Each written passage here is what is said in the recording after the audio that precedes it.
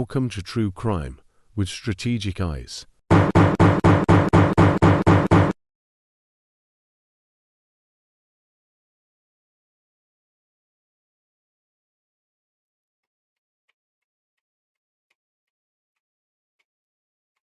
What is this session, ladies and gentlemen? Welcome on another installation of the True Crime with Strategic Eyes show. Appreciate you guys for joining me today. I really had a very busy weekend so far. I was going to do what we call a decompression show. And our decompression shows is where I go live with my members only and my Patreon, and I tell them what I really feel about the topic. Not what I really feel. Of course, I tell all of you guys what I really feel, but I give some background, some true insight into why I felt the way I felt when I did a live. And today, I don't know, for some reason, my spirit just said, yo, just do it for everybody. So we're going to do a decompression show for everybody, not just for the members, not just for the Patreon. This is going to go out for everybody. And I think one of the reasons why I felt like I needed to do the show is because I'm being nagged by a question. The question that's nagging me, we discussed last night in like a quick little 5-minute video I did when I was walking to a store. And it's a question that's breaking my heart at the same time. The question is, with all that we've seen, all that we've witnessed with our own eyes and heard with our ears from Jenn Soto, from the myriad of interviews that we've seen Jenn Soto do with law enforcement, news, whoever, everybody but YouTubers. She hasn't spoken to YouTubers yet. The statements we've read that she's given to police officers. Let me fix my screen over here.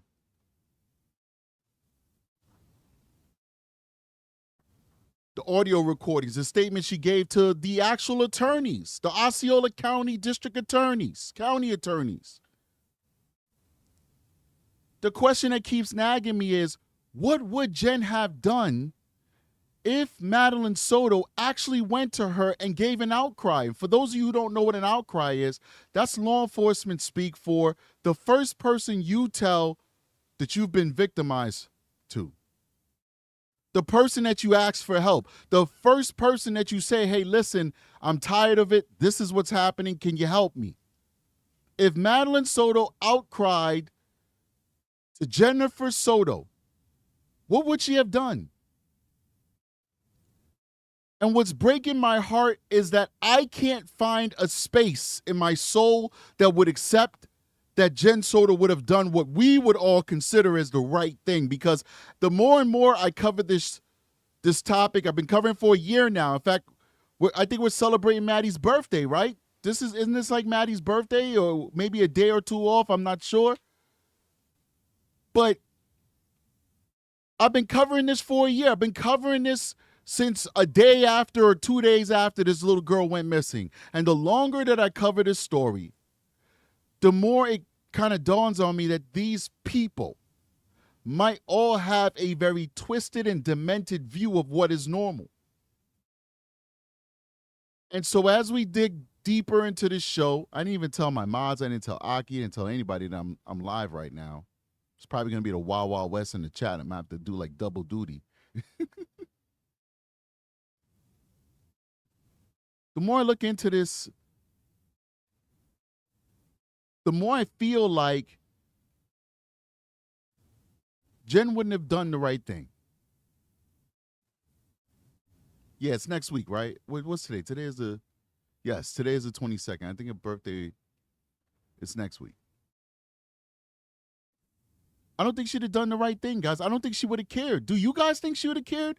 Think about her reaction when law enforcement told her, hey, we have evidence of your daughter being abused. What was her reaction? Let's play a little bit of it. It's working really fast. I think I might have caught it. If not, we'll find it. But let's play a little bit. Between the factory phone reset and now the flat tire, the suspicious circumstances keep adding up. Jennifer continues, explaining what happened as the time approached to pick up Madeline from school. 2:30 rolls around, and I'm already calling Stephan, and he's not picking up his phone. About 10 minutes later, I get a phone call from him going, I just got back home. I left my phone home again. I'm so sorry. How long ago did you leave? And I said, about 10 minutes ago. He goes, I'm so sorry, I missed it. I really wanted to go with you. And I'm just like, it's fine.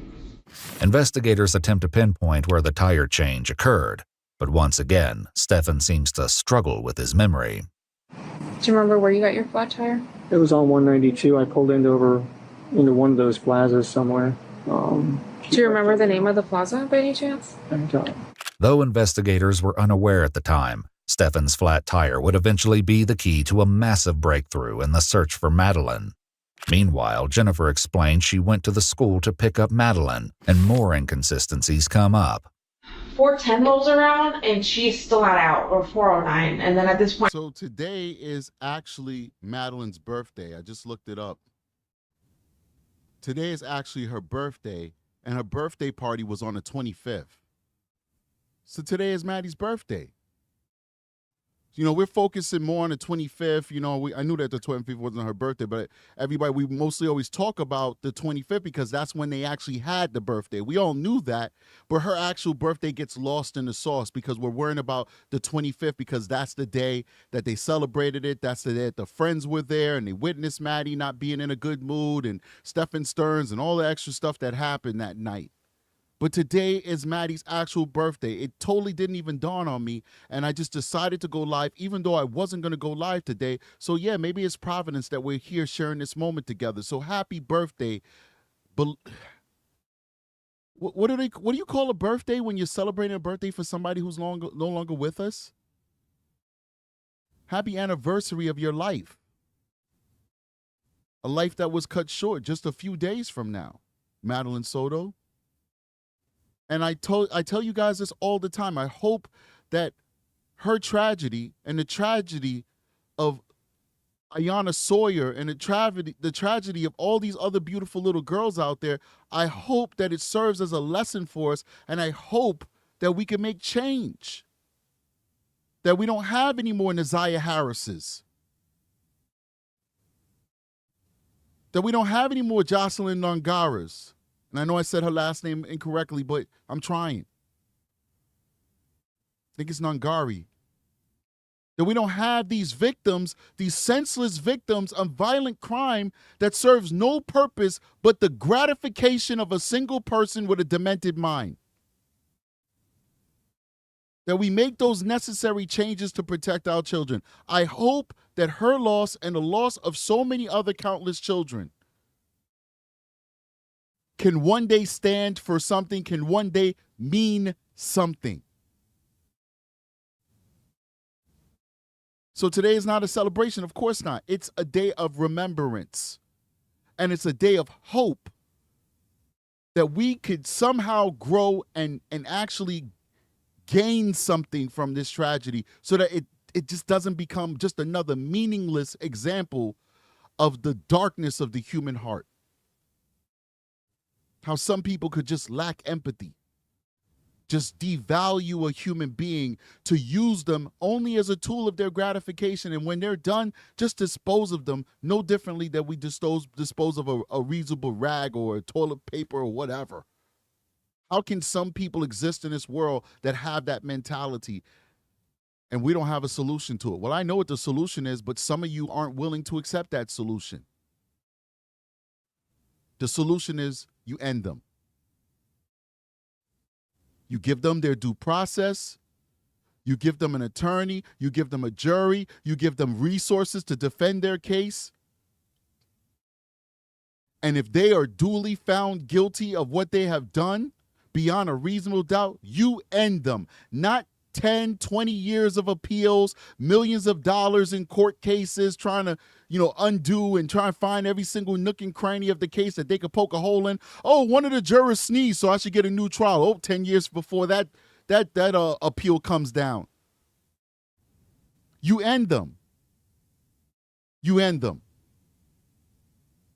If you are an adult male or adult female and you have a proclivity to be attracted to minor children who are prepubescent, you do not deserve to live. You should be ended. Do we run out there like vigilantes just taking out innocent people? No, I'm not about that life. I'm not advocating that. I'm not advocating vigilanteism. What I'm advocating is a strong, streamlined, and fair death penalty. That's what I'm asking for. Capital punishment in 50 states, and it applies to people who abuse children 13 and under. That's what I'm asking for.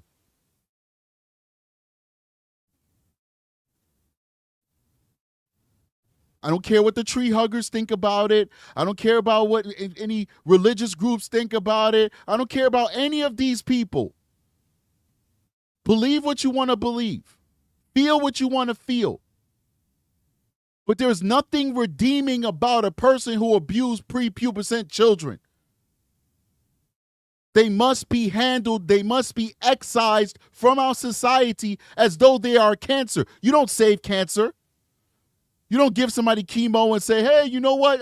We got 90% of it, but we're going to leave 10% of it around because, you know what? we just don't want to destroy it. 10% of it deserves to live. No, cancer kills. Cancer destroys. You excise every single bit of it down to the last cell, because if you leave one cell, it replicates. It continues to harm you. It is a rodef, as they say in Hebrew. You get rid of it. You can't heal these people. You put Beyonce or you put Britney Spears or whatever you think is the ideal woman in front of these men, and they will not be attracted to them if they're heterosexual. Put the most attractive male if you're not heterosexual and you're homosexual, they won't be attracted to them. They're attracted to children. They don't deserve to live.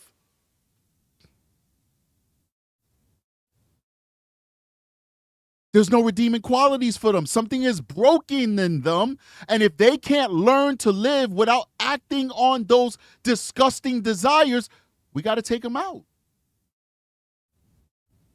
It's just that simple. Take them out. This is what it is. I'm sorry I went on a tirade. I'm sure everybody doesn't agree with me, but that's my feelings. That's how I feel. And I'll say it one last time, just to be clear, so nobody misconstrues my words. I'm not asking for vigilanteism. I'm not even asking for some banana republic where people just get accused of something and then poof, that's it. No. I'm asking to afford people every single measure and protection in our Constitution. I'm asking for Stephan Stearns to get the most fair trial anybody has ever gotten in the history of mankind. I'm asking for the taxpayers to get $1 million attorneys for Stephan Stearns. I'm asking for Stephan Stearns to get a fair, educated, and unbiased jury. I'm asking for him to get not a 1-week trial, a 2-week trial. Screw, give him a whole month trial, 30 days of trial. Pay the jurors overtime and make them work on the weekends. But when that verdict comes down that you were guilty, I'm tired of us waiting 20 years to put these people to sleep. Put them to sleep now.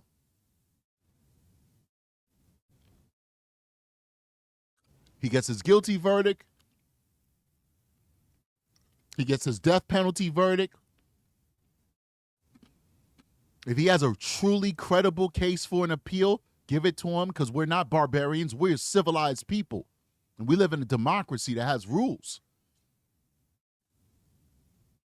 But those appeals should be expedited.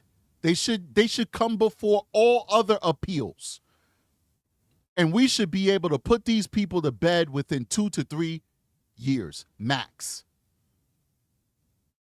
That means when I'm 43 years old, I should be celebrating the ending of Stephan Stearns. And I don't know what you guys think, but I would certainly buy a plane ticket and reserve a seat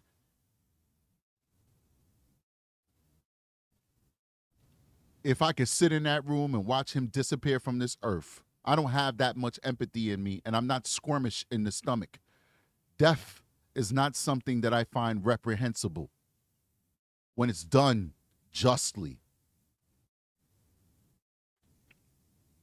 Love to see that man say goodbye to the world.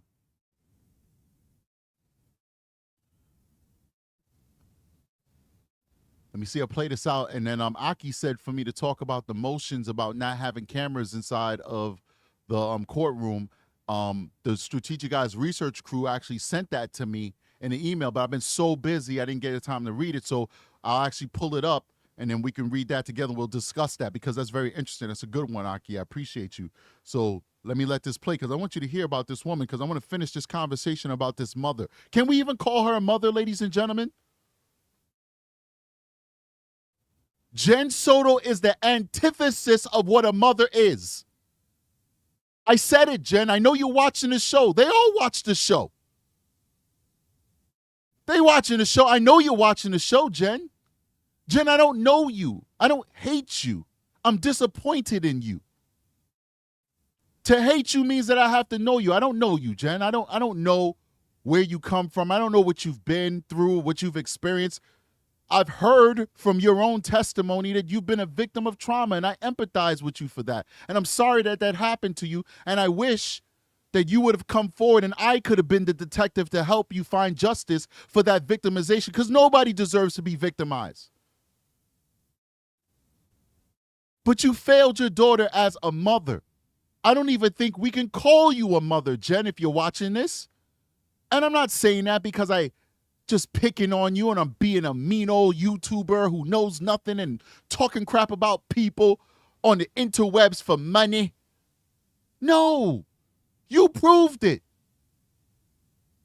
You told us how bad of a mother you was. You told us that you put your daughter in that bedroom with that man. You said that because you needed a good night's rest. You self-evaluated and you said that it was a selfish thing for you to do. I didn't say that. The detectives didn't say that. They didn't say, oh, Jen, that was a very selfish thing for you to do. The Osceola County District Attorney didn't say, you know what, this is a immunity deal and everything you said in the past is dirt under the bridge. But by the way, you sending Maddie to bed with Stephan Stearns was a very selfish thing for you to do. Nobody said that but you. You said that it was a selfish thing for you to do because you needed your rest. You failed your daughter. You told us, they asked to spend the night with each other once or twice, but I wasn't comfortable with it, so I didn't let it happen a lot. And then you say, well, maybe it happened 4 or 5 times. And then the last time we heard about you speaking on this topic of your child spending the night with this man, you admitted to us. We didn't solicit that information. You gave that information up of your own volition. You said to us, well, if it was a school week, she would spend 5 days sleeping with Stephan Stearns if it was a school week. You did that. Well, one thing I know about women is women are very vocal and they like sharing things with their friends. Guys, we don't share a lot with our friends. We share what we want to share with our friends. We don't tell our friends about our relationship problems, our arguments and stuff like that. We look at that as a sign of weakness. That's a part of our masculinity. But women talk to each other and they share stuff and they bounce ideas off each other. They're very communal beings. If I'm being sexist and that's not correct, then tell me in the chat that I'm wrong. This is just my observation. I think that's what makes women better. The fact that you guys can communicate and express your feelings is what is the glue that keeps our society together. So that's a compliment. If Jenn Soto didn't understand that this was inappropriate, why didn't she ask somebody? Why didn't she ask some of her friends, like, hey, you think it's appropriate for my boyfriend not to sleep with me, but to sleep with my daughter instead? My pubescent daughter who menstruates? Who's not a 3-year-old falling asleep in a bed with a stepdad that views her like that's his actual daughter, or a 2-year-old or 3-month-old? No. A 12, 13-year-old girl. 13 because that was the last age she lived in the same bed with this guy. She didn't speak to any of her friends. She didn't have any off-the-cuff conversations with people at work and say, oh, yeah, my boyfriend sleeps with my daughter in the bed. It's so cute. And then they say, what? Nah, that's not cute, Jen. Don't do that. You don't think that's a little weird, Jen? No, I would never let my boyfriend sleep in the bed with my daughter. She's just winging it. She's just winging it. Just fly-by-night parenting. She just didn't care. This little girl didn't matter to her. All that mattered to her was Stephan Stearns serving her, being in her life and giving her some sense of normalcy, because all the normal men didn't want her. Even the criminals didn't want her. Her baby daddy, who betrayed his country, he didn't want her. I'm a big patriot. You steal from my government, from my military. You steal from the armed forces. You steal rockets and grenades and ammunition from the armed forces. You are a traitor to this country. He didn't want her. He didn't want her. The good guy who's running his own plumbing business, Stephan, he didn't want her either. He tried. But what did Stephan say? He said, I had to leave her for the safety, the mental health of my own daughter, because it became an unhealthy environment for my own daughter. He had a daughter prior to marrying Jennifer Soto. He didn't want her. He left her crazy ass. The only person who wanted her, or rather the only person she thinks that she deserved, because we all deserve the best, but you have to want and know that you deserve the best, and you have to act as though you deserve the best. You have to be your best version of you if you want the best version of somebody else. The only person she felt she deserved was a degenerate pedo. A person that she wasn't even proud of, a person she was ashamed of. How do I know that she was ashamed of Stephan Stearns? How do I know, ladies and gentlemen? Because she told Tyler Wallace that Stephan Stearns was like a bioengineer or something like that, or a physicist or some shit like that. I don't know. She had to lie. She didn't say, hey, he's a nice guy and, he works at Walmart. Big deal. Well, you're going to pass up on true love because your man works at Walmart? When I met my woman, I was a security guard. I said, yo, listen, I got a plan. I told her the plan. No, actually, I worked at Victoria's Secret when I met her. And I told her, yo, I got a plan. I got a plan. Look at me now. So if she'd have said, oh, he's working at Victoria's Secret folding panties, I'm not dealing with that guy. That guy's a loser. She wouldn't be living the way she's living now. So if she was proud of a man, she'd say, oh, my man is Stephan Stearns. He's a good guy. He treats me well. He's a little bit in between jobs, but I know he's going to get on his feet. It's all good, but he's a good man. He treats me good. That's what a person who's proud of their lover says. She lied and said this man was some type of PhD candidate, bioengineer, weapons grade, Secret Service, DARPA engineer, Lockheed Martin nuclear bomb expert. She wasn't even proud of the man. She was ashamed of him. This wasn't a mother. This was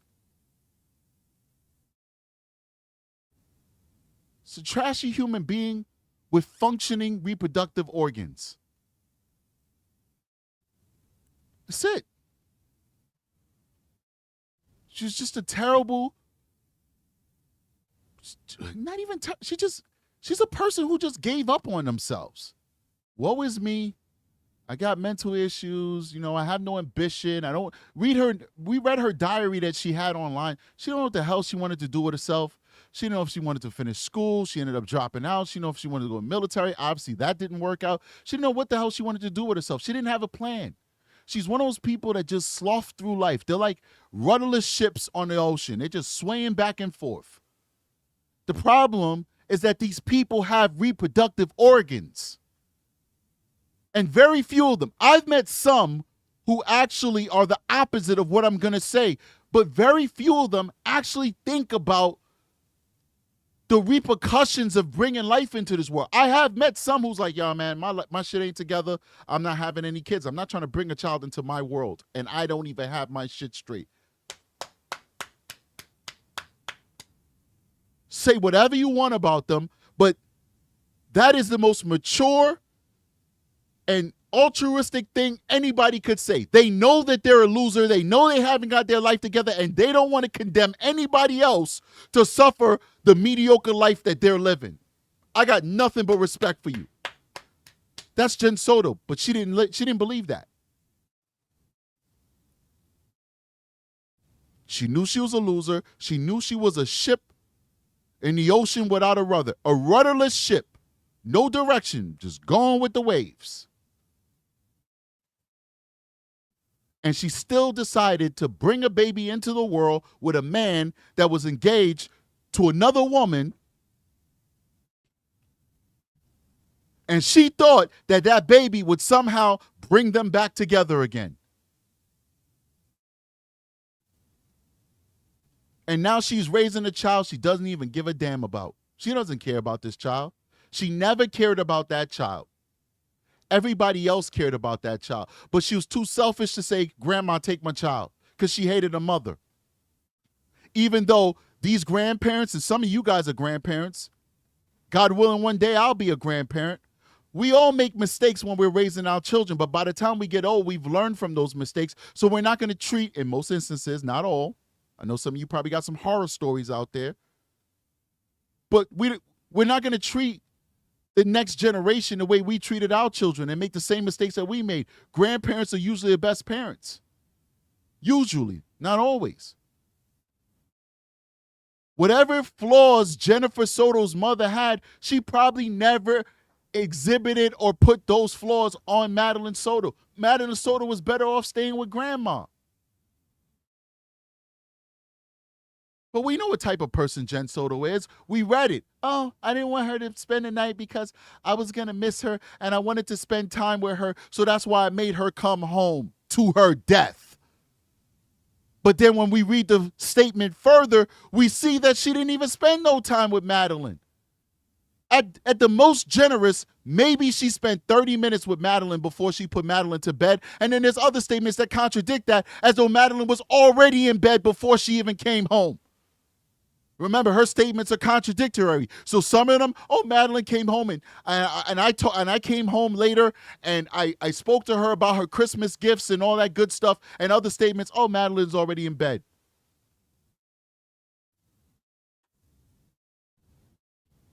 You made her come home for nothing. You called Stephan Stearns open, allegedly, from 3.5 hours away, 150 miles across the state of Florida, so that he could take her to school in the morning. What was the point? You could have just left Madeline at her grandmother's house and let her grandmother take her to school, which is something that the grandmother has done many, many, many, many, many, many times in the past. But allegedly, you wanted to spend time with Madeline, even though you didn't spend no time with her. You just shipped her upstairs with her abuser so that he could grape her one last time and choke the life out of her. The worst mother on the planet. You're not even a mother. Your name is Jenn Soto. You're not a mother.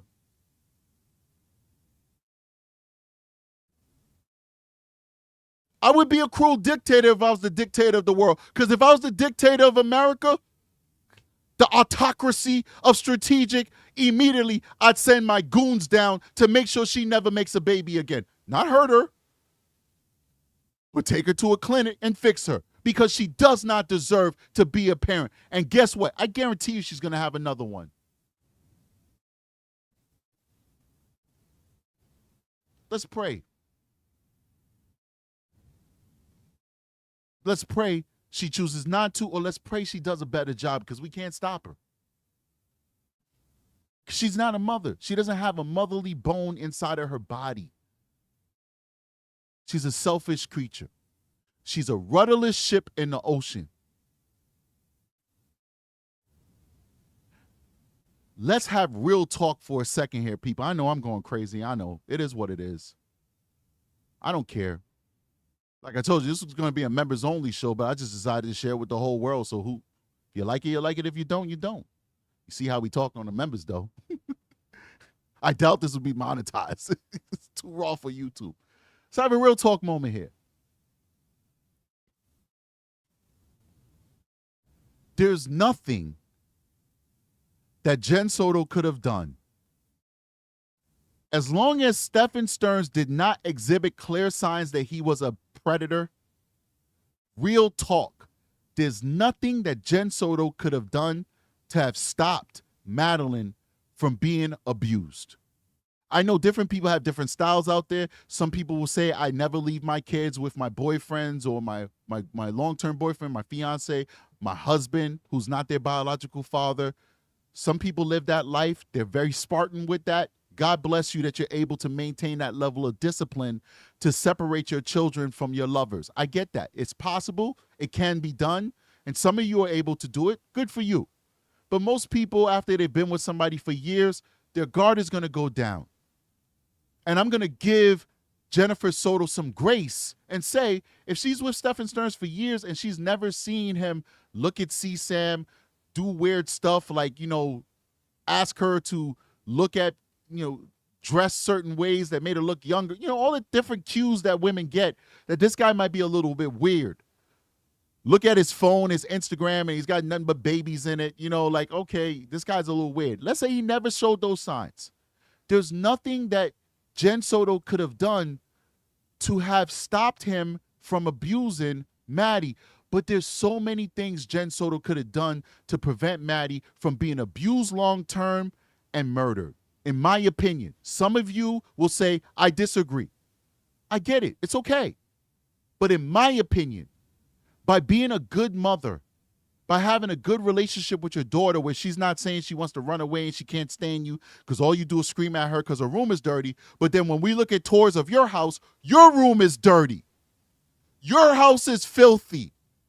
Your spaces are disorganized. And the room that you wanted Maddie to clean was not a room. You had your daughter sleeping in the living room with some Chinese separation boards to say that that's her space. I said Chinese because like my head thought about like, not even Chinese, but like those Japanese paper dividers, room dividers. That's what she had in her room / living room. If she was a better mother, her daughter maybe would have confided in her that something bad was happening, something untoward was happening to her by Stephan Stearns, and we could have nipped this in the butt years ago. If she wasn't such a bad mother and she didn't literally send them to bed together, literally give them permission to sleep in the same bed together, maybe he would not have had the access that he had, and it could have happened a whole lot less, and he would have had a greater opportunity of being caught instead of that entire house, roommates and Jenn Soto, living in a culture where it was okay for Madeline Soto to go into room number 4 with Stephan Stearns, lock the door, and sleep together. Everybody in that house saw that happening. You can't tell me that those other 2 women never saw Madeline and Stephan go in room number 4. You can't tell me they never heard odd noises. You can't tell me they never suspected that that man was having sex with that little girl. You can't tell me that. I won't believe it because I'm a human and I possess common sense, and so do you. We get feelings. We feel it on the back of our neck. We know when something is wrong. You can't test it. You can't quantify it. We haven't been able to study it, but there's an energy. There's a feeling, a sixth sense that we had when something untoward is happening. You can't tell me that this has not been happening since this girl was 6 years old. 6 years old. And nobody saw anything. Nobody saw anything. I don't believe it. I don't believe it. And that's why I don't believe that Jenn Soto's a mother. She's not a mother. She is a birther. That's what she is. I would never in my life disrespect women by just simply categorizing them by their ability to reproduce. But Jenn Soto's different. She's not a woman. She's not a mother. She's just a birther. She's an entity that possesses reproductive organs. She's not a mother. She failed that little girl.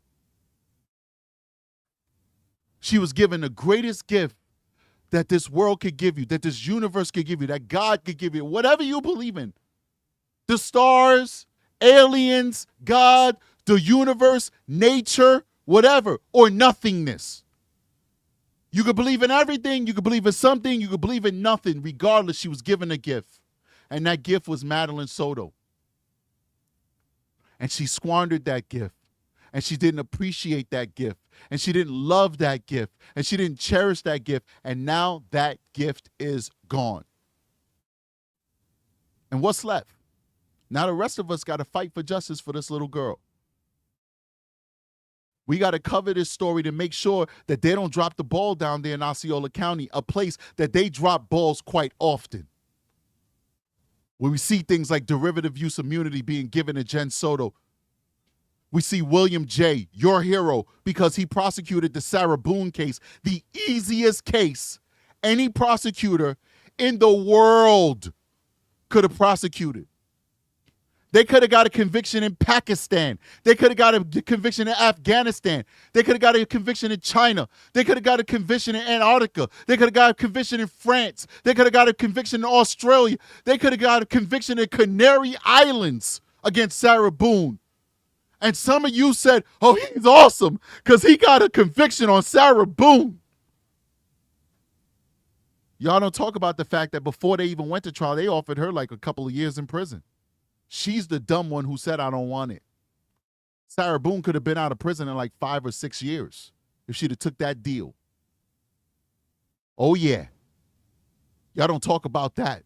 But William J. is the man, and William J., he gave her derivative use immunity. Oh, strategic. It was just that one time. Excuse me, ma'am? What do you do for a living? Oh, I'm a genetic I'm a genetic chemist, biochemist. PhD. Oh, okay. But you're not a detective and you're not a lawyer. You don't give any type of deal like that unless you know what you're getting in return, unless you don't want to prosecute. What do you do for? Oh, I'm a cat breeder. Oh, okay. You're not a detective. You're not an attorney. They will not charge Jenn Soto. Well, good for her, because that's what she wants. She could be free and she could try again. But let's pray. Let's pray she doesn't treat the next human being, the next gift she gets, the way she treated the last one. I'm feeling the pressure from the cars behind me. I'm like, okay, they're all full. They're all waiting for me to leave and she's not here yet. So I take off and I'm thinking, maybe I missed her. Maybe I forgot to tell her I was picking her up from school today because I don't know if she knew that I wasn't working. So I left thinking maybe she walked. That's pretty close to school. Let me go drive back down and wait along the path she would walk and just wait. And I parked and I waited. Maybe somewhere between 5 to 10 minutes. She still wasn't there, and I looked at the time and I'm like, okay, she should be back at my mom's office by now. Maybe she took a different path and I didn't see. She's still not here. And I'm like, that's really strange. And I think at this point I call Stephan and I tell him she didn't make it. She's absent today. There's no attendance of her at all today. Later that evening, Jennifer, Stephan, and concerned family members met with police to report Madeline missing. Detectives noted several discrepancies in Jennifer and Stephan's accounts. Jennifer initially claimed she saw Madeline getting ready for school, later saying she only heard her. Curiously, she'd corrected Stephan on what Madeline was wearing earlier, despite initial statements that she never saw her. White Crocs. Either blue or black pants. I think black shorts. Black shorts? Yeah. Black shorts? Mm-hmm. Okay. Additionally, a review of cameras near where Stephan supposedly left Madeline doesn't show his car in the area, and cameras capture him moving in the opposite direction at the time he was supposedly dropping her off at school. A license plate reader also captured Stephan 9 miles away in St. Cloud at the time he was supposedly heading toward House Rules Games in Kissimmee, where he disappears from cameras for approximately 54 minutes. With suspicious circumstances surrounding Madeline's disappearance, police prohibit Stephan and Jennifer from re-entering their apartment on the... I started saying to him, like, I think they're focusing in on you. Like, you need to... Yeah, this is what I wanted to play. This is the part that I wanted to play. I was just fishing and I got the other part, but this is the part I want to play. I want you guys to listen to this and then we're going to go over to those motions. Before we do that, though, I got to shout out people who are giving a fan funding. I really appreciate you guys. I got to shout you out. Big shout out to Miss T, who's a recruit. Thank you so much, Miss T, for supporting the channel. Debs in Space, celebrating 5 months as a recruit member. Thank you for supporting us. Anna Perkarski, Pikarski, with a $2.99 super sticker. Thank you, Miss Pikarski. I hope I said your name correctly. I appreciate you for supporting me. Pamela Nutter is a recruit member, brand new recruit member, and we want to welcome you. And Brenda as well, we want to welcome you to the family. Thank you for supporting us.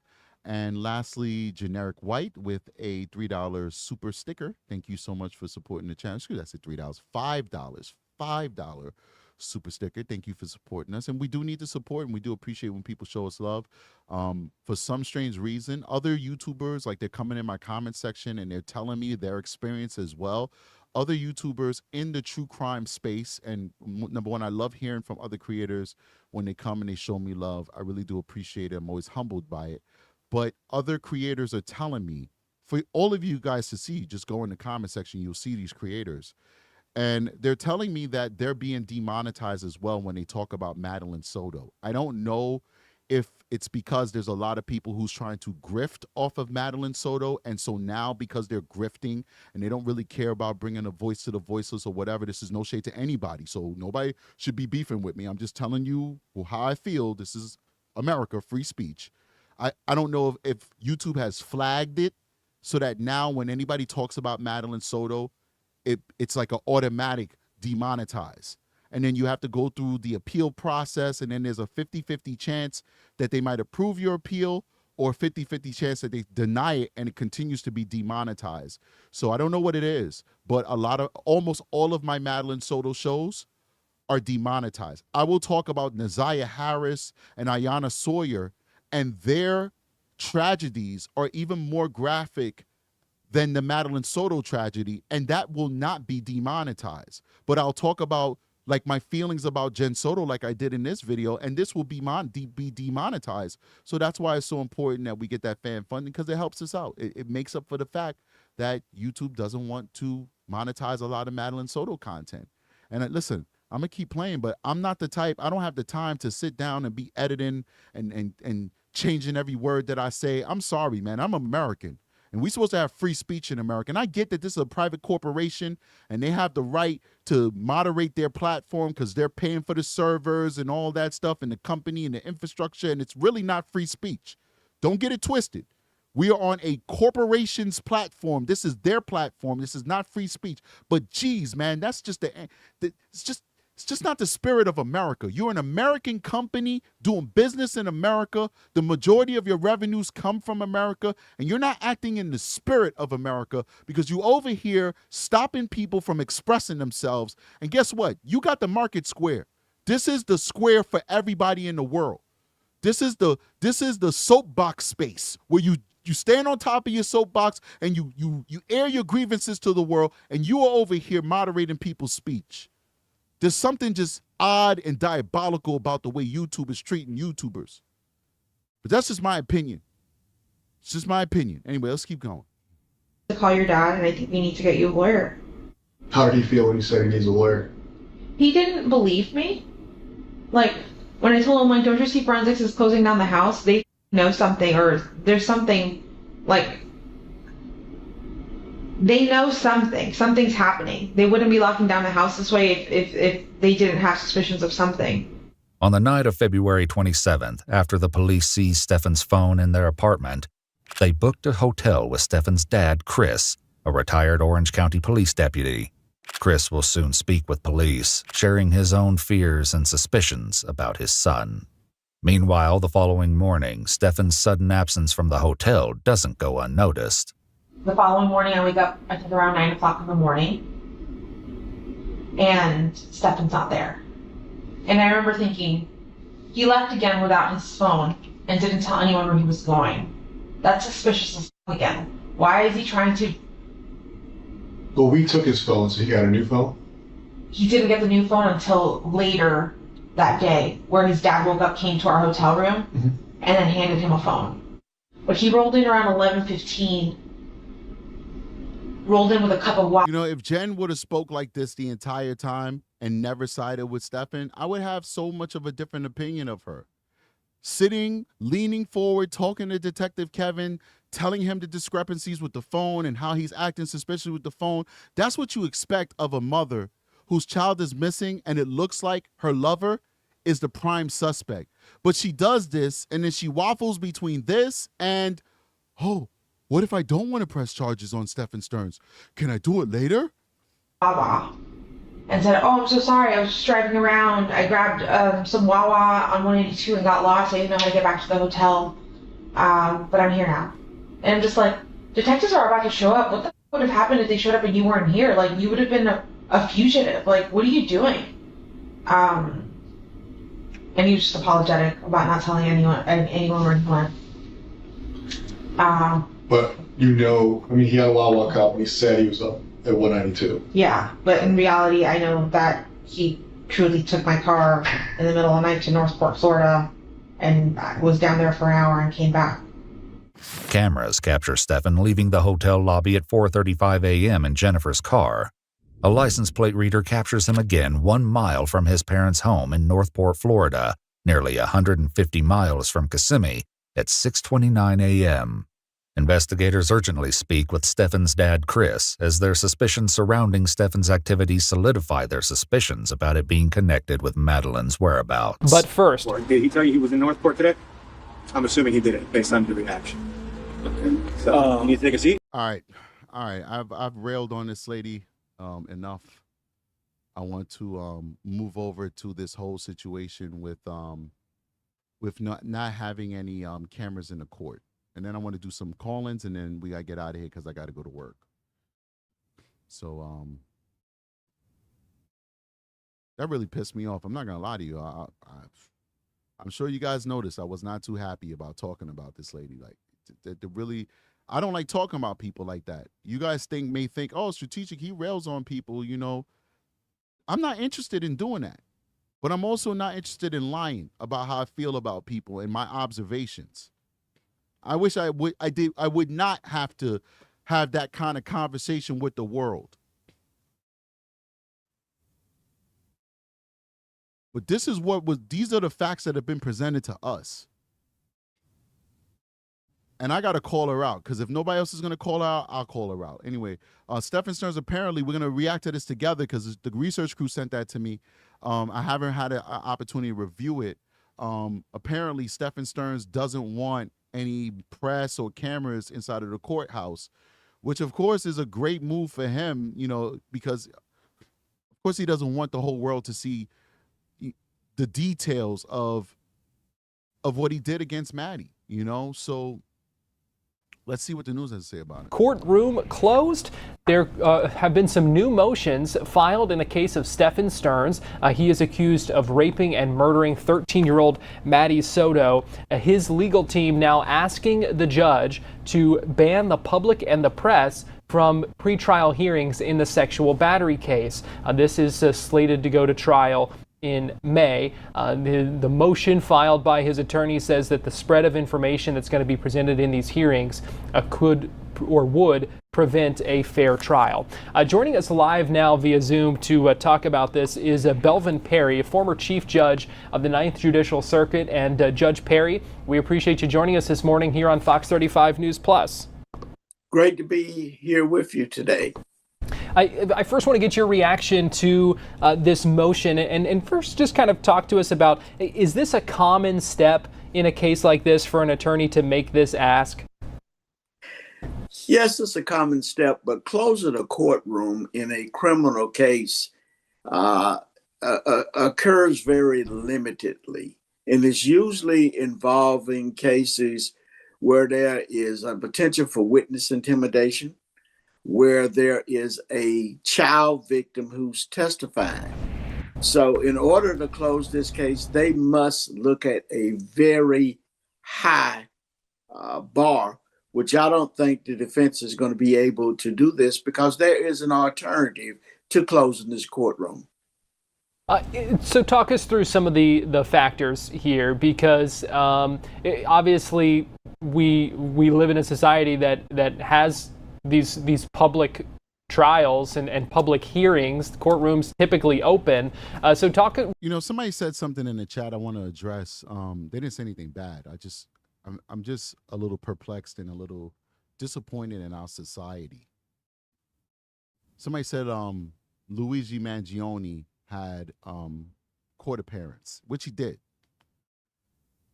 I don't know if you guys noticed, but I'm not really covering the Luigi Mangione case like that. And I'm going to tell you why I'm not covering Luigi's case. It's not that it's not an important case. It really is. Like, I spoke about it at first, and, I actually threw out the idea that, if I have time, since I'm in New York, I could go down to the courthouse and I can try and get in and actually report on his trial as it's moving forward. That's something that's possible. But I don't want to cover it no more. And I'm going to tell you why I don't want to cover it. See, I'm a law and order guy, all right? I don't run around looking at these topics with the emotions that some people look at it. I'm passionate, but don't misconstrue my passion with blind emotion, where I refuse to look at facts. And what I know is, regardless of the motivation, Luigi killed a person. And then when you go down in New York City, you see dozens and dozens and dozens and dozens of people protesting Free Luigi. But you don't got nobody protesting to put to death all these pedos that's victimizing these children. So we'll get out of our beds and go protest some rich kid who had some existential crisis with his richness, that he now wanted to fight for the people, even though he had none of those issues because he's freaking rich. But you won't go out there and fight to protect the most vulnerable people amongst us, the children. That's disgusting to me, all right? It's disgusting. There's something weird about that. And it has nothing to do with whether you agree with Luigi or not. It's, where are our priorities? Where are our priorities? That we'll get out of our bed in sub-zero temperatures. Go watch the video I did last night when I was talking about Jennifer Soto, and I was so freaking cold. My lips was I felt like my lips was chattering while I was walking in the street talking to you guys. They're going to get out their beds in sub-zero New York City weather, go down to a courthouse, wait hours just so our camera can catch them for 5 seconds saying Free Luigi. But we don't fight for the fact that we don't have no education in our inner cities. We don't fight for the fact that the government doesn't spend any money on helping homeless veterans. We don't fight for the fact that people out there raping kids and they're getting 5 years in prison.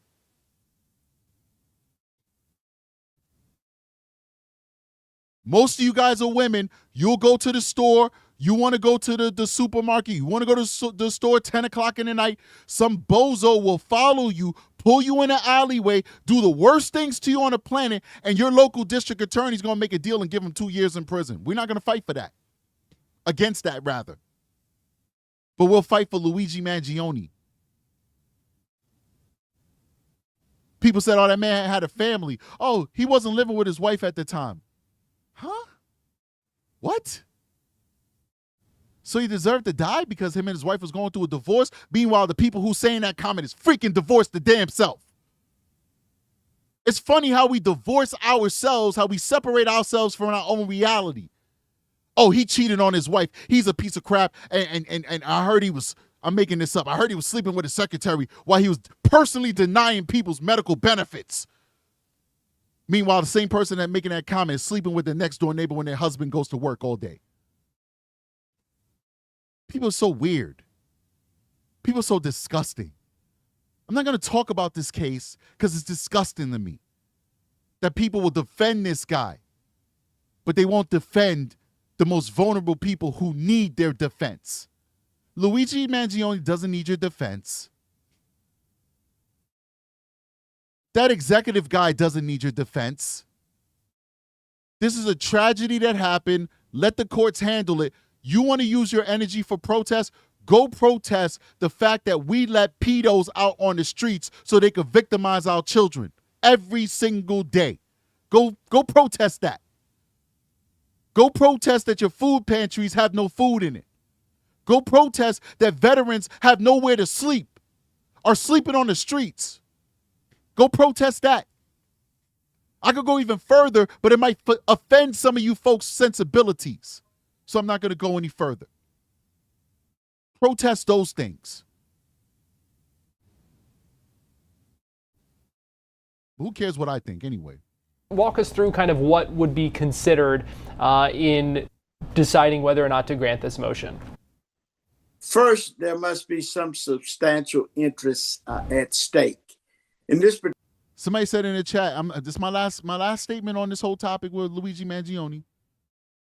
Somebody said in the chat, and I know it to be true because I looked it up myself, the dude raised almost $1 million for his defense. It's people in Florida and Virginia and all those different places who still don't have houses after the waters washed it away. The storm came and washed it away. The people in California whose houses are ash, how much have you donated to those people? And now all of them are rich. We only talked about the rich people in the Hollywood Hills. Those fires burned everybody's houses, rich and poor. How much did you donate to that? How many did you donate to the people in West Virginia whose cows got washed away? How many people did you donate in Florida whose houses is in the Atlantic Ocean right now? When the last time you donated to your local food pantry, but you could donate $1 million to a murderer who lied in wait and executed a man in cold blood, his brethren, a young man who lived in Hawaii and went to an Ivy League school, who never knew hunger, who never knew suffering, who was rich. But he's your hero now. He's your hero. I'm not covering it. I'm done. Particular case, they're talking about pretrial publicity that the defendant cannot receive a fair trial. They must show that closure is necessary to protect that particular interest. But there are alternatives to closing the courtroom. One is jury selection. The jury can be questioned separately as to the effect of pretrial publicity. The court can review the evidence and determine which evidence should be disclosed publicly and which evidence should not. In this particular case, just like the case Anthony case, which had extensive pretrial publicity, you can get a jury. I doubt very seriously if the court is going to close the courtroom. Let's talk a little bit about that. You mentioned the alternatives and kind of the alternatives to closure that would have to be considered and found inadequate. What you mentioned, kind of some of the evidence that would not be presented publicly. What would that kind of entail? What would that look like? Let me give you a classic example. Let's say this particular case, the actual homicide was recorded on videotape and was very graphic. The court could close that publication to the news media so that they could not actually broadcast it live during the trial. They could close that to the news media at a pretrial hearing and instruct the news media not to record that. That would be the classic example. But this is just a boilerplate motion that they have filed to dot the I's and cross the T's. because you're looking at the First and Sixth Amendment to the Constitution, which guarantees the press access. My son is like obsessed with Ronaldo, the Cristiano Ronaldo, the soccer player. So he wanted to show me a little meme clip or whatever of somebody saying that Ronaldo is better than Messi. He's such a funny little boy, man. I love him. He's good. I don't know. I'm pissed off right now. I'm not gonna lie to you. I'm in a foul mood. Talking about Jen, talking about Luigi. You guys really got me pissed. Somebody corrected me. It's not West Virginia, it's North Carolina. I apologize for that. Well, the waters, them biblical waters, them washed away all the cows, man. Big shout out to everybody down there. God bless you guys. I hope you guys get back on your feet sooner rather than later. Man, listen. That pissed me off. I'm not gonna lie. I'm tight. This is probably one of my most angriest lives. I'm just animated, but usually I'm animated. You may think I'm loud. He's loud because he's upset. No, but I'm mad today. I'm pissed. I'm pissed. Whatever. And the public access to the trial. And doing this would basically start what I call a star chamber proceeding. What do you mean by that? Star chamber proceeding is when there's no public, there's no one there, but the defendant and the attorneys. There was a movie called The Star Chamber where people decided people were guilty, and then they went out on their own and executed punishment.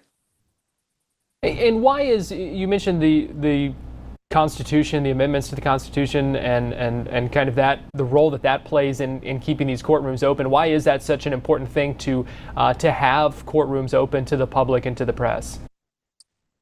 Because when you look at the old history coming from England, there were court proceedings that were closed. This relates to the integrity of the system. You cannot have a system that is closed because people will question the fairness. That's why the courts are open, so that eye of the public and the media will be there to make sure that justice is actually followed and not some starry concept that's done in the behind closed doors. At the same time, this is a case that has gotten a lot of attention. What do you think the search for a jury will look like when this case does go to trial, and kind of the difficulties and the process there for finding an impartial jury? The court will at first try to seat a jury in Osceola County unless both the state and the defense agree that it needs to be moved. The court has the alternative, just like I did in the case of Anthony case, of going to another location and pick a jury and bring that jury back to Osceola County and let that jury hear the case. The question is not whether or not someone has heard pre-trial publicity, is whether or not they have formed an opinion about the guilt of the defendant and whether or not they could set aside that opinion. If they say they can set aside whatever opinion that they have formed in this case, then they are qualified to serve on that particular jury. I would imagine a motion like this was filed in the Casey Anthony case. Can you kind of walk us through, if you remember, what your thinking was like in seeing that and responding to it?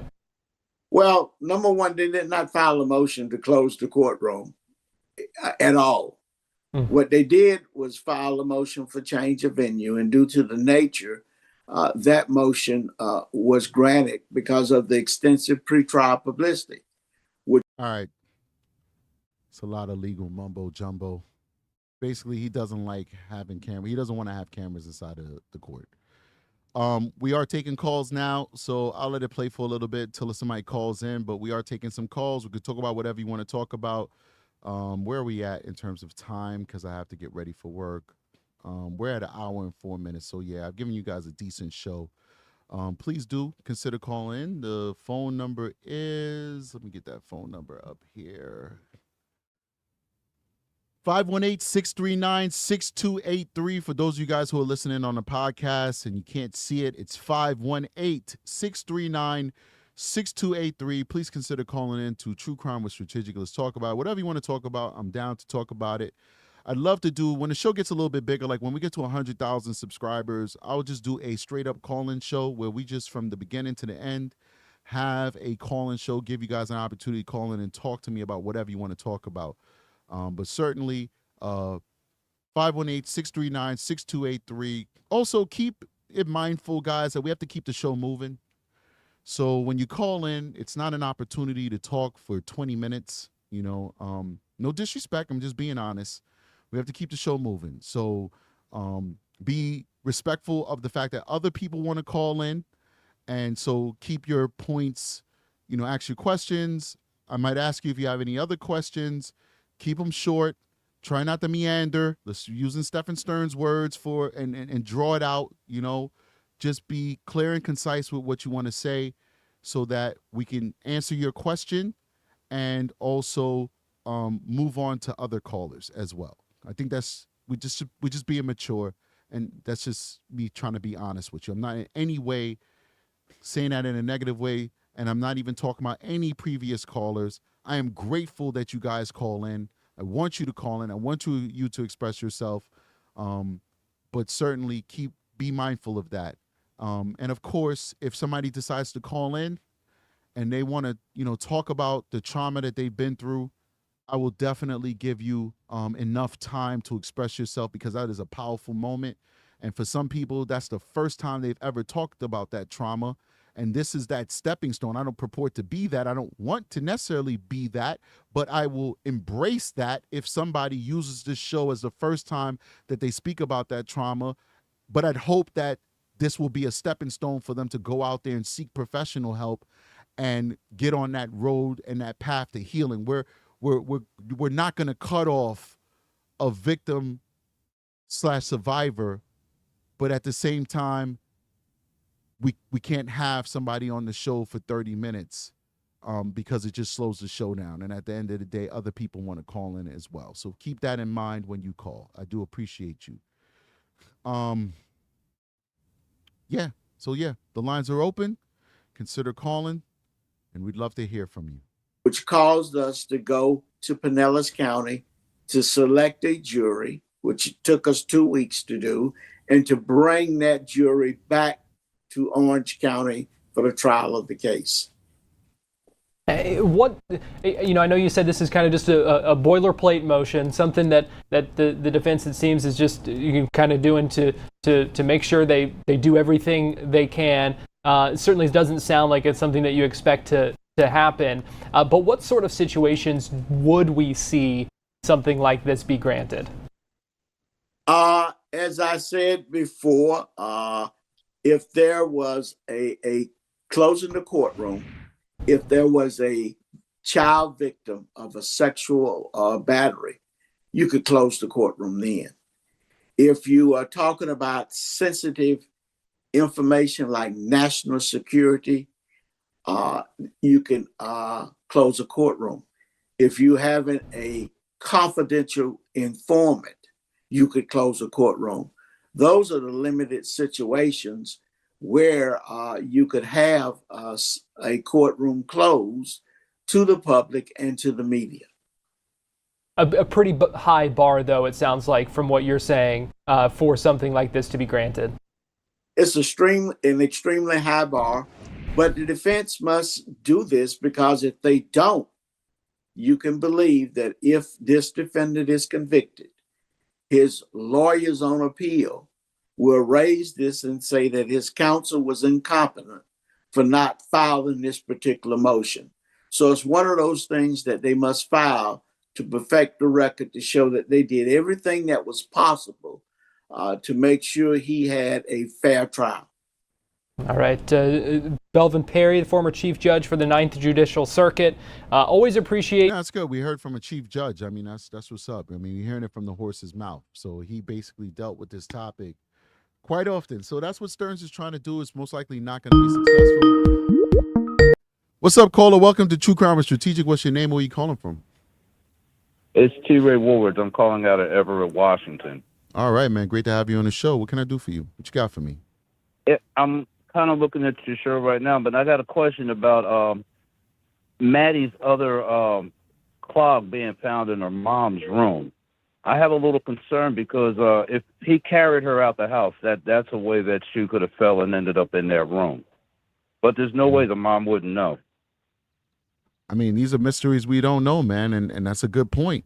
You know, that's why people say they think that Jen might know something, because why is one croc on her foot and the other croc is somewhere else? Unfortunately, there's no evidence so far that proves that Maddie was in there or that Jen knew she was in there. I don't have the answer, but that's a really good point. I understand that, but, you know, like she said, she heard a noise. And in that hearing that noise, isn't that a probability he could have been moving the body at that point in time? It's possible, but before she said she heard a noise, she said she actually saw her daughter. So which one are we going to believe? You know what I'm saying? Her credibility. We know she didn't see her daughter. Right, but her credibility is shot. So how do we believe that she even heard a noise? We don't know what actually happened, because her first statement was she saw her daughter, and she gave a full description of the daughter. She even corrected Stephan Stearns when he's speaking to the cops about what the daughter was wearing, as though she's the one who actually saw the daughter and knew what the daughter was actually wearing. That was a lie. And then her follow-up story is, no, I didn't hear it. I didn't see. I don't know why I said that. I actually just heard people. So we don't know which one to believe. Exactly. I agree with you. And with the fact that all of a sudden he had to go in the room to get the dog. That really set it off. Is, wait a minute, you woke up for that. Don't concern yourself about your kid, but you're more concerned about this man, your dog, and you need to get in touch with your family to call cops. I mean, the one should have never had a child in the first place.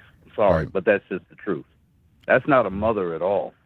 I agree 1,000%, man. I appreciate you for calling, buddy.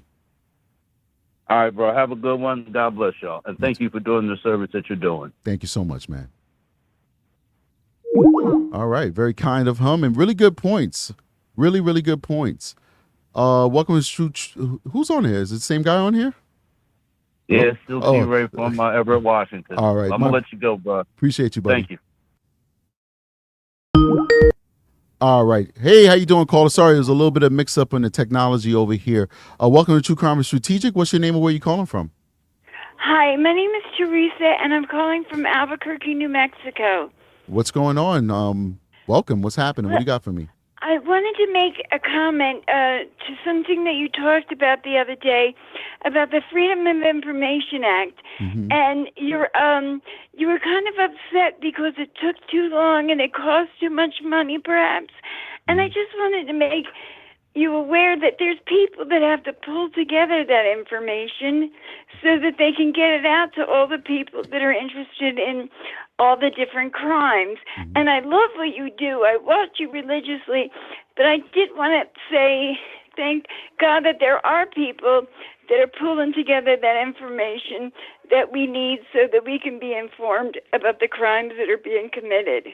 Well, thank you so much. I appreciate that. And yes, I said that, and I'm well aware of the process. I'm a police officer, detective. I'm sure you are. But what my point was is that the people pay for everything already, right? Yeah. And I know that it takes manpower to pull those documents, read through them, redact them, especially the video. The video is a specialized thing because you need somebody who's good at video editing to put the black blocks on them, stuff like that.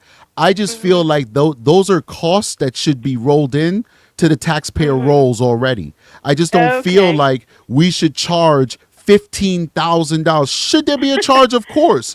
But when Osceola County, money involved, when Osceola County is saying we need $15,000 to give you the next batch of evidence, I think that's a little ridiculous. You know. Okay. It is what it is. Yeah. Appreciate you. I just want to give everybody their due. I love what you do. I watch you religiously, and thank you for everything. I appreciate the work that you do in your normal life. So thanks so much for taking my call. Absolutely. Thank you so much for calling. Sure. Bye-bye. All right. We saw a few people trying to call in. You could definitely try now because the lines are open. Somebody said, what, $15K for what? $15K for the body-worn camera footage that you saw on EWU that we did a reaction to. $15K for the phone documents, the phone dump that they did. They $15,000. Are you kidding me? Like, that's crazy. You know, it's almost as though you're trying to prevent people from getting the information by making the bar so high. Who determines that? You know, who sets that price? You know, what's the going rate? You know, like, I don't know. I've never heard of that before. 15,000. I've heard people pay hundreds of dollars. You know, in this case, I've seen them, you know, heard of them saying that they paid a few thousand, but 15,000, that's a brand new car. That's a Honda Civic, you know? Well, maybe a Honda Civic 10 years ago. The lines are open. We had a few people trying to call in. You couldn't get in because I was talking to somebody, but it is available now. So if you want to call in, we would like to hear from you. So the number is 518-639-6283. It's just like calling into a radio station. If the host is talking to somebody, you just got to keep trying, and you'll eventually get in. The good thing is when people are calling in the background, it doesn't disrupt the call that I'm actually taking. So just keep calling, and we'll get you in, and we want to hear from you, and we want you to be a part of what we're doing here. There's another call. What's going on, caller? Welcome to True Crime Strategic. What's your name? Where are you calling from? Hey, Strategic. My name is John. I'm calling out of Las Vegas. Hey, what's up, man? Welcome to the show. What you got for me? Just a couple of things, man. I just want to echo what I said in the comments about what a great job you're doing as far as your approach to this stuff. You're not just trying to make money off of it, but you're looking at it from a detective's perspective, which I think we really need to know how you guys go about your business. Thanks, man. The one comment I've not seen, I've been following this for a little while now because there's so many stories out there. Long story short, why it's not being addressed that there's like this epidemic of mental issues going on in society, but I feel like it's masking the drug epidemic that's going on currently, and why Jen hasn't been brought up on charges for her drug abuse and almost being relying on Stephan to aid that instead of taking care of her daughter. It's clearly obvious to anybody outside of that realm that that's what's going on, and that's what's been going on. Even referring to her kid as the body in one of those interviews. I'm just curious of why the cops aren't addressing her drug abuse and neglect to the child to even put her in a situation like that to begin with. I have no idea, man. Like I said, there's been so many things that we've seen where they have the opportunity of filing charges. Yeah, it appears to me, and I've said this before, that they don't have the will to charge her for whatever reason. So I don't know. Yeah, but these guys are professionals. They're clearly aware of her drug abuse, and they've got enough history now going through all his stuff and her stuff. But at the end of the day, drug abuse. It's up to the district attorney. If the district attorney's like, hey, I don't want to charge her with those things, the cops are not going to arrest her. You know, so, you know, when I get cases, if it's a very serious case and I feel like I need some help with charging, I'm going to call up the county attorney. I'm going to say, listen, this is what I got. You know, we have a specific sex crimes county attorneys. We have their direct numbers. Whoever's on call, I'll call them up like, yo, this is what I got. What do you think? The other day we had one that was that the local police officers were going to try and write it up as an attempted rape. I wasn't feeling it. I called up the county attorney. I walked them through what we were working with, and we ended up knocking it down to a misdemeanor because that's what it was. It wasn't an attempted rape. We want to charge people correctly. So that attorney decided, I don't care what you guys want to do on that local level. You have to now charge a misdemeanor, even though they initially wanted to charge a felony that would have put that man away potentially for up to 20 years. You know, so if at this point, like, what people don't realize, when a case gets to this level, when it's not like, you know, a low level shoplifting or something like that, when it's a homicide case or a sex abuse case, you're working in collaboration, in conjunction with your local attorney, prosecuting attorney, and you have to be guided by how they want to move because it's their case. Everything we're doing is building a case up for them to prosecute. The lack of her being charged, it's out of the hands now. As inept as Kissimmee Police Department is, and Osceola County Sheriff, and all the stuff that's going on, people say that they're terrible. I don't live down there. I'm only going off of what the locals tell me. It's out of their hands. We can't even blame them. All the blame of whether she's charged or not charged goes squarely on the head of the Osceola County Prosecuting Authority. That's it. And for some reason, they don't want to charge her. I don't know why. And as far as your other comment, real quick about as far as your other comment on like this mental illness and stuff like that, I feel like we have a cultural shift. I think that mental illness has always been with us. It might have been exacerbated in our generations now because I think there might be more chemicals that we're exposed to. That's Sure, you yeah, know yeah. affecting people's mental health. But I also think that our culture is a little softer than it used to be. I think our culture Oh, used without a to be where you got problems, but you got to power through. You got to adult. You got to get to work. You got to find a way to cope with whatever you're dealing with. And now our culture is kind of like, well, we just got to feel sorry for you and just wallow in your own self-pity and misery. And that's not the case for everybody. But I think that some people fall into that category where, yeah, they have issues, but if it was a different generation, they'd have found a way to work through those issues and try and live a normal life, where now it's just acceptable to just give up and just say, woe is me, and just, wallow in your own self-pity. I think a little bit of that is what explains what's going on now. Last thing, I don't want to take away your time here. I just want to say that mental health situation may be true in some cases, but I think it's really being hidden by the dependence on the drug manufacturers and what they're doing to hook kids so early. That too. I agree with that too. Throw that in there. You're 100% right. Throw that in there as well. The drugs we take, and there's an incentive.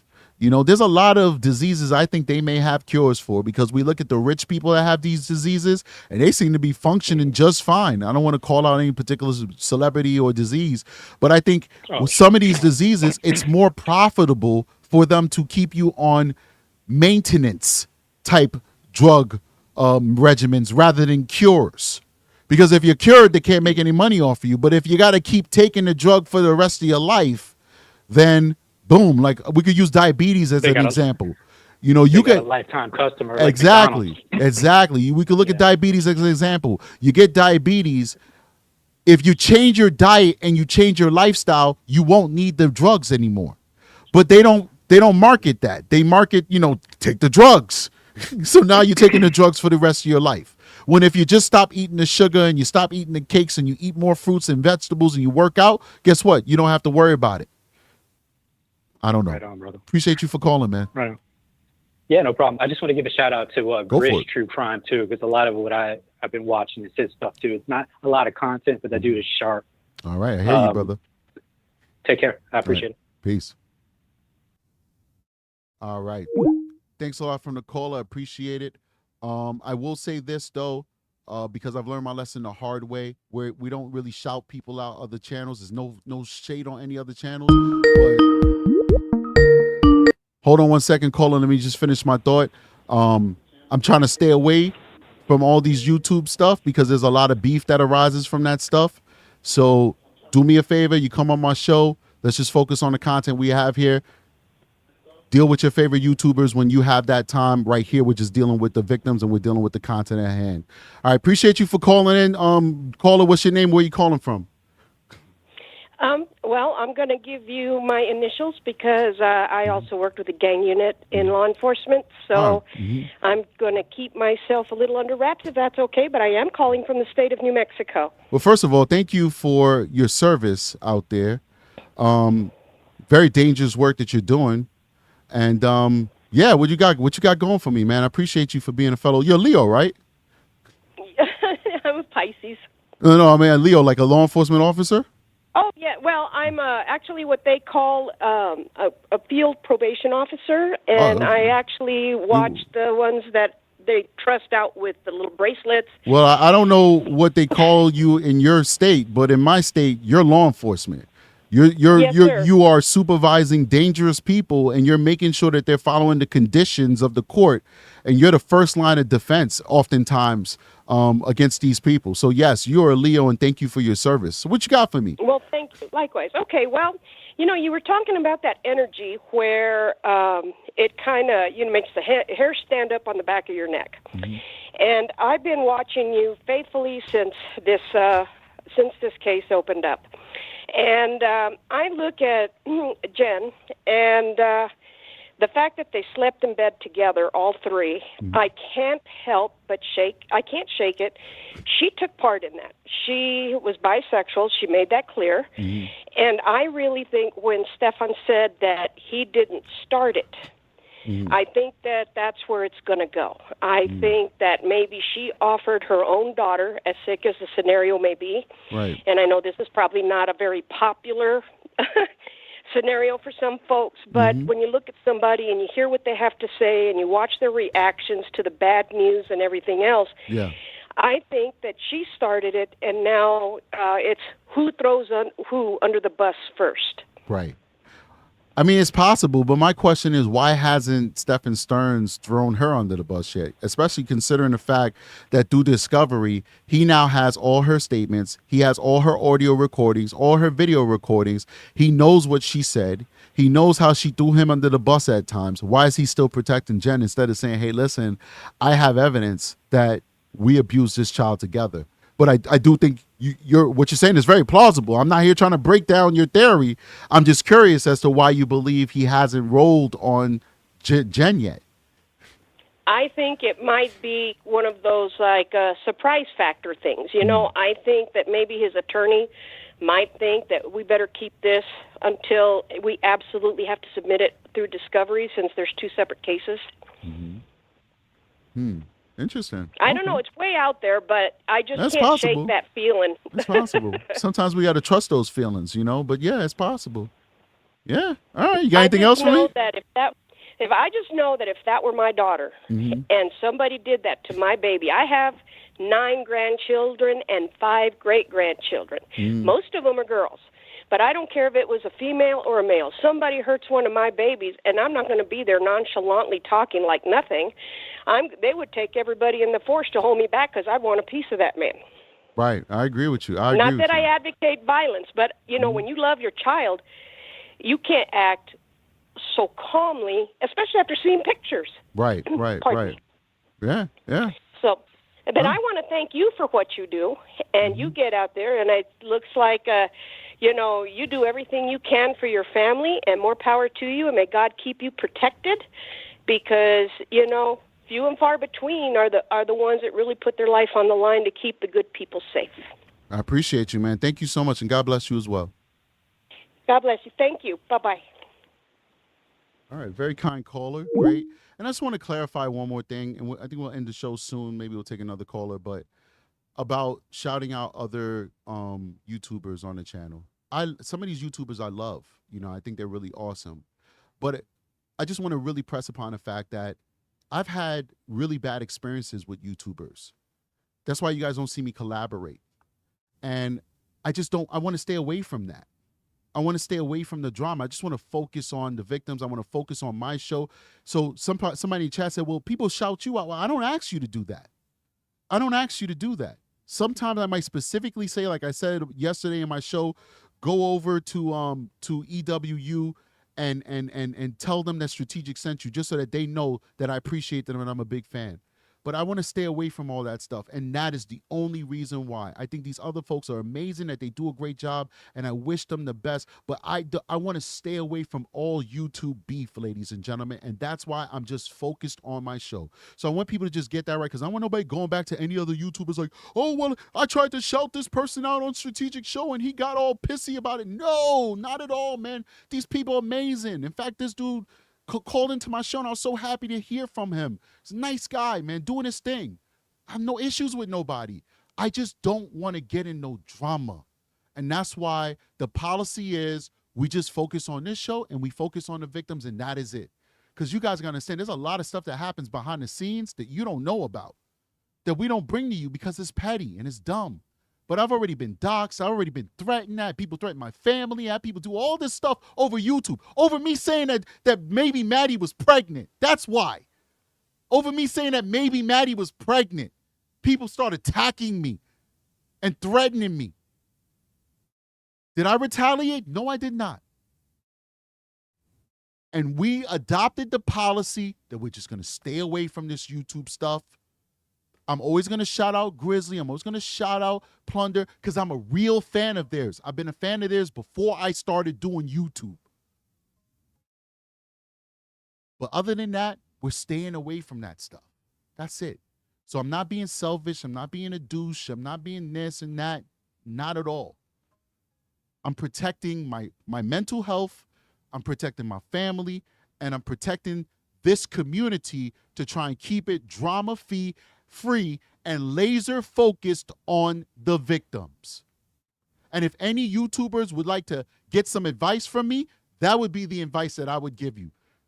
Just ignore the noise and focus on your mission, whatever your mission may be, whether it's, giving a voice to the voiceless, whether it's showing people how to build houses, showing people how to fix their car, showing people how to grow beautiful, vibrant plants, whatever your mission is on YouTube, ignore the haters and focus on your mission. What's going on, caller? Welcome to True Crime with Strategic. What's your name? Where are you calling from? Hello? Hello? Are you there, caller? You're not there. We're going to have to let you go. Try and call back, caller. We'll take your call. Try and call back. Call back if you can.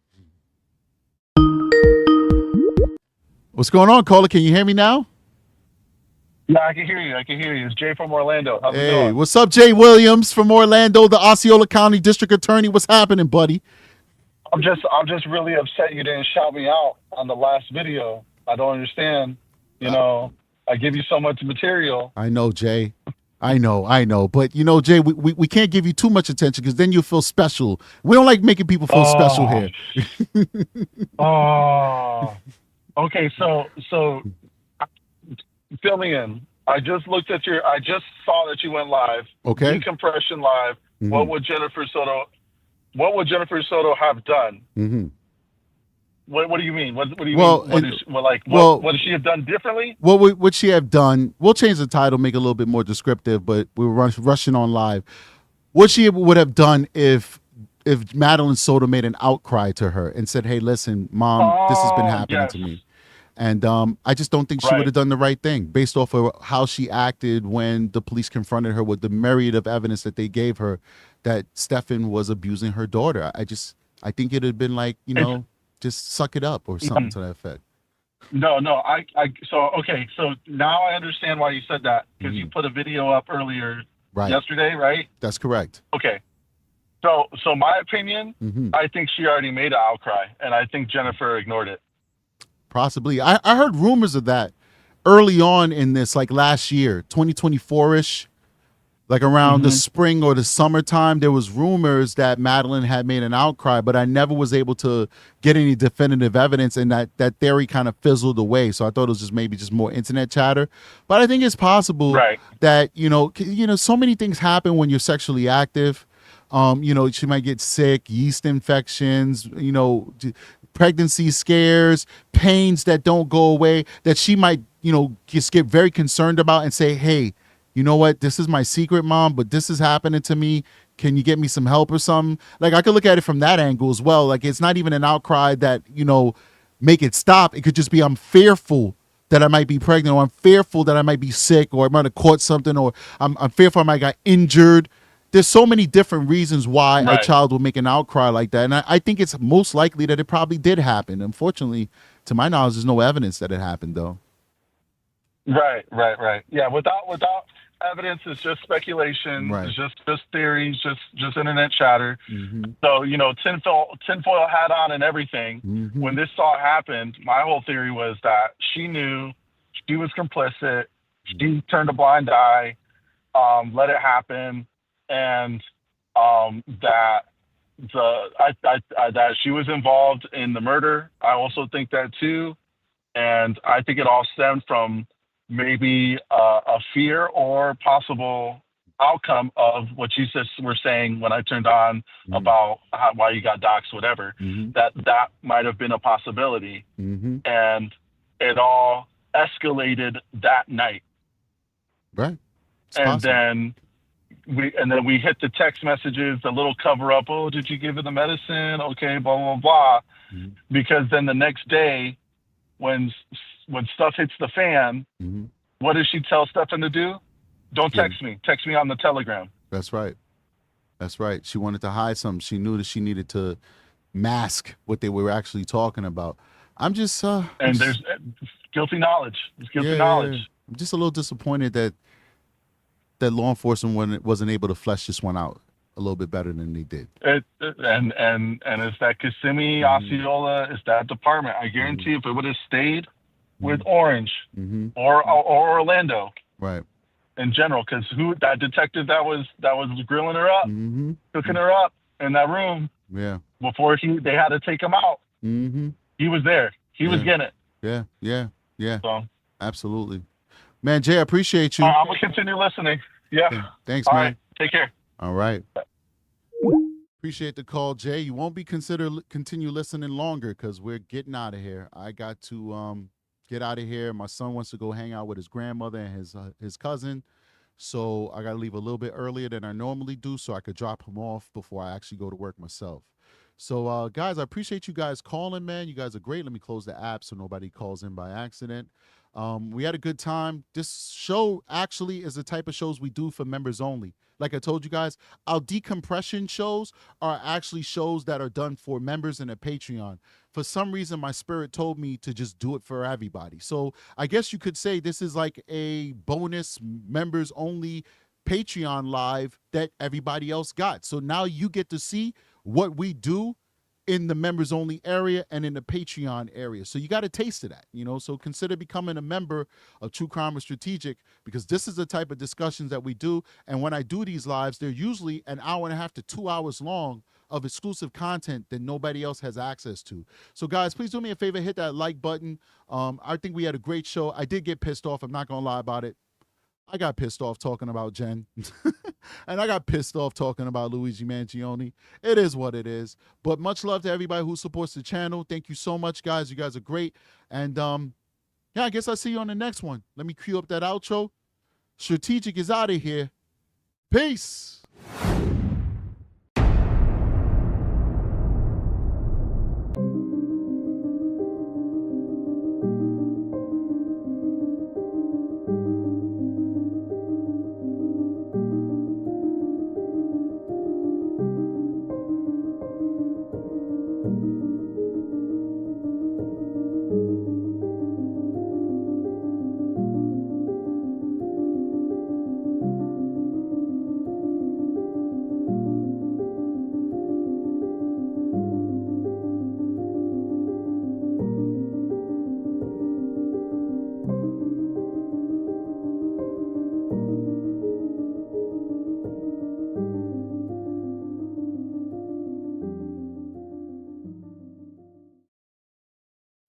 I just want to say one last time,